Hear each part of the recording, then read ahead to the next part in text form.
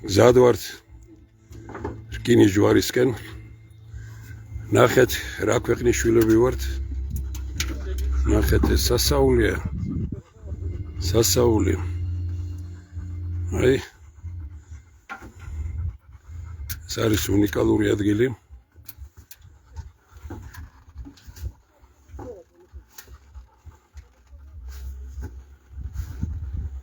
ნახეთ ჩვენ ერთი მანქანით ვგზავრობთ. ძირითადში ფეხით უნდა ვიაროთ. ნახეთ რა არის.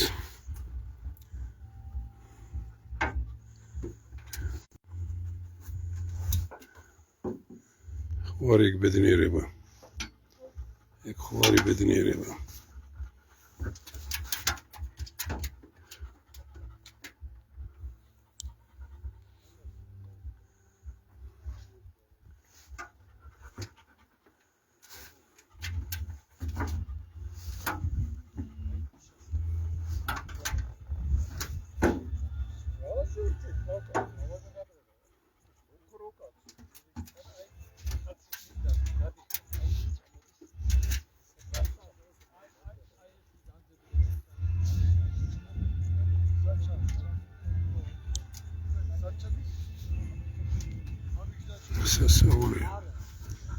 ასაულია დააკვირდით ბატონო. ჩვენ ამ სამშობლოს შვილები ვართ. როგორ შეიძლება ქვეყანაში მტრობდეთ ერთმანეთს? როგორ შეიძლება რომ ერთმანეთის დამარცხებაზე ვფიქრობდეთ? ხომ შეიძლება რომ სიყვარულით ვიცხოვროთ რუსთაველის ქვეყანა? პირველი საუკუნის 30-იან წლებში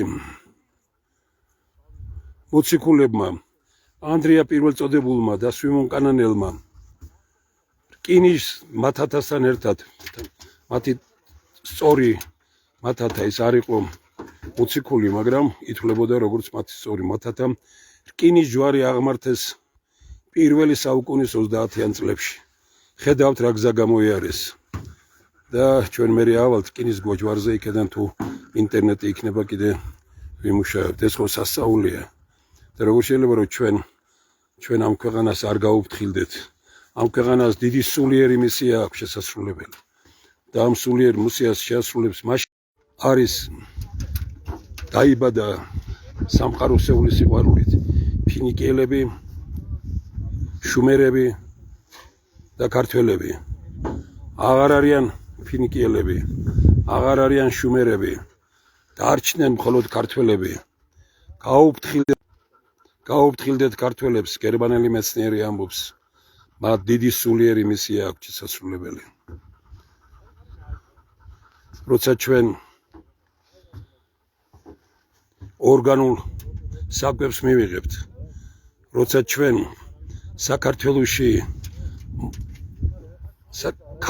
ქართული მიწის პროდუქტს მივიღებთ, ეს იმას ნიშნავს, რომ როგორც ამერიკელებმა დაადასტურეს საქართველოს მიწა, წყალი, ჰაერი, სითბო არის უნიკალური მსოფლიო მასშტაბით და თუ ქართველები ამ მიწაზე მოყვანილ პროდუქტს მიიღებენ, მაშინ დაიწყება დიდი სულიერი მისიის შესრულება იმასთან ერთად, რომ ექნება ჩიგერთობა.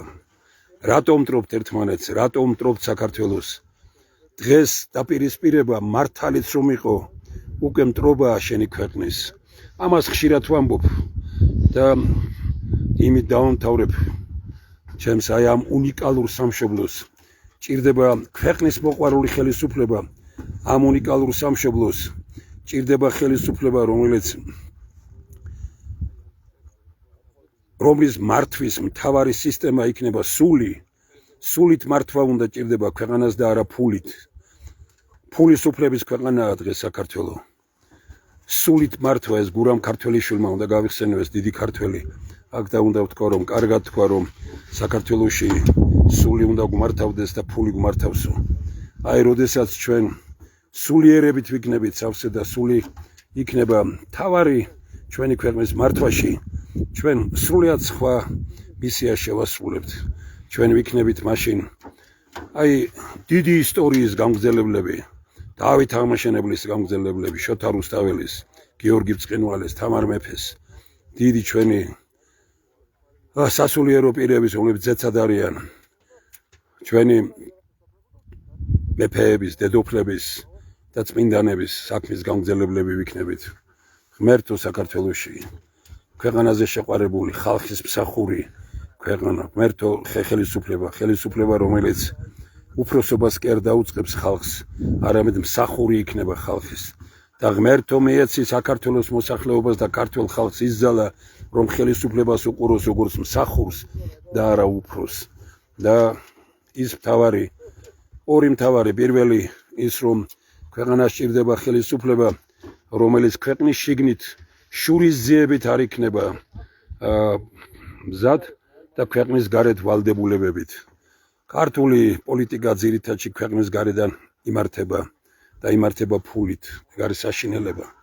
და რაც შეეხება ქვეყნის შიგნით, ჩვენ თავის დროზე მეცნიერთა კონგრესი ამბობდა, ყველა ერთის წინააღმდეგ ეს მტრობა ფაშიზმია. და ამიტომ ჩვენ ვამბობდით, რომ არ გავერთიანდებით არავისთან, როცა დაიწყოს მოძრაობა ყველა ერთის წინააღმდეგ. ჩვენ ვთქვით, რომ გასამართლებაც, როცა ერთი პარტია მეორე სასამართლებს, ეს მხოლოდ აძლიერებს დაპირისპირებას. დღეს ქვეყანაში მთავარი არის თანამშრომლობის ჰარმონიზაცია. სუსტები უპირისპირდებიან ერთმანეთს, ძლიერები თანამშრომლობენ. საქართველოს სჭირდება სწორედ ეს თანამშრომლობა. და თანამშრომლობა როგორ?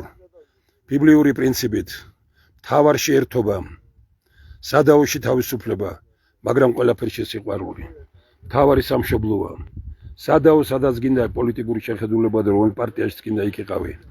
მაგრამ სადაც არ უნდა იყოს მხოლოდ სიყვარული. სიყვარულმა უნდა აგვამაღლოს და სიმდაბლით უნდა აუმაღლდეთ, როგორც